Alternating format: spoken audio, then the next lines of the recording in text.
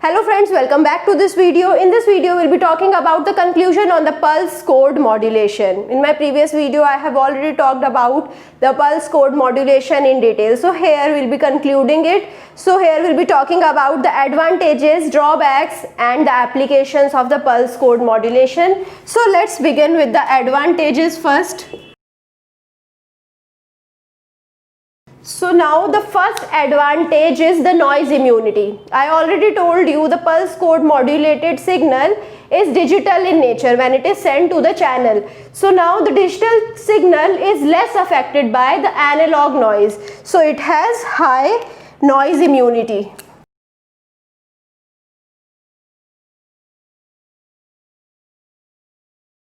And it is a very big advantage of the pulse code modulation because all of the analog signals are very much affected by the noise in the channel, but it has very high noise immunity. The next advantage is that we can use regenerators or repeaters. So now when I am using regenerator, further the noise will reduce. So again here I can say the noise again reduce. So now if I talk about PCM, the noise can never affect the PCM very much because here we have regenerators as well. So I hope you remember in the regenerator we were having reconstruction, retiming. So here we were using the equalizer were removing the distortions from the signal. So all of the distortions, the amplitude distortions and the phase distortions will be removed by the equalizer.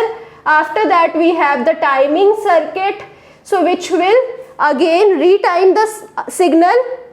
So when I am retiming the signal, I am preserving its timing property, so noise cannot affect the timing property of my signal.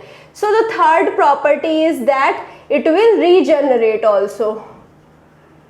So now when it is regenerating, so even if I have distorted signal, so this signal is sampled and this sample is chosen such that it has the positive value. So the positive value is converted into the positive pulse. So from here the noise can be further reduced. So this was the example. So here the next property was that we can use the regenerators which can further reduce the noise.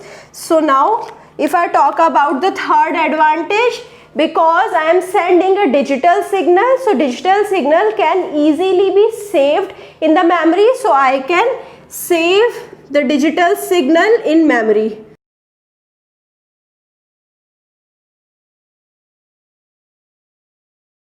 So saving property is there. We cannot save the analog signal. So now here if I talk about the next advantage, here we'll be having the encryption properties as well. And I can avoid undesired person to check my signal. Now after that, the next property is that it has error detection and correction capability, because here we had the parity bits, so error detection and correction capability is there.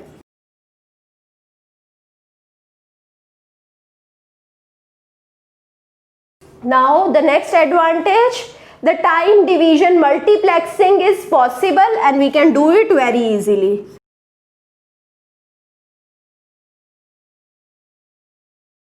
So I can say TDM multiplexing can be easily done.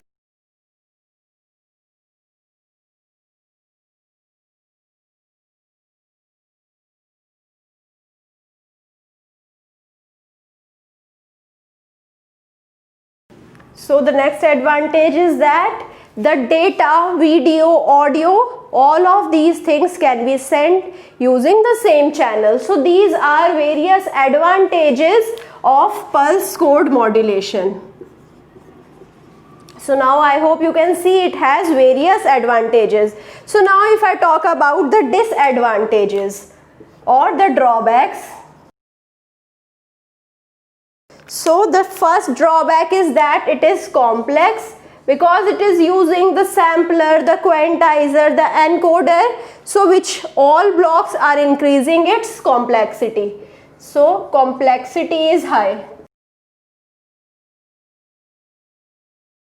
Now after that, the next drawback is that it has large dynamic range.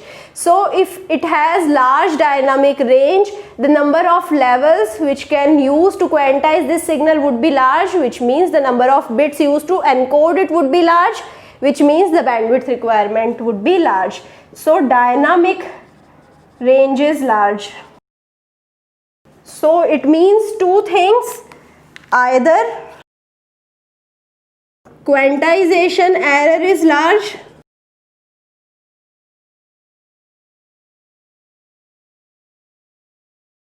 or the bandwidth is large.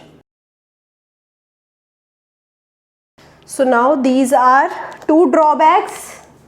So now coming to the applications. So now it is used in the telephony.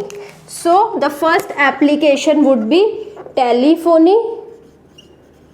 After the invention of the optical fiber, the low power signals can also be sent over the long distance because the power consumption is very less in optical fiber. So now I can have less power wastage in optical fiber and high power efficiency, so I can send the signal with the PCM also. Here we don't have a carrier, then also we can send the signal for the telephony communication. So now after that it is used for the space communication.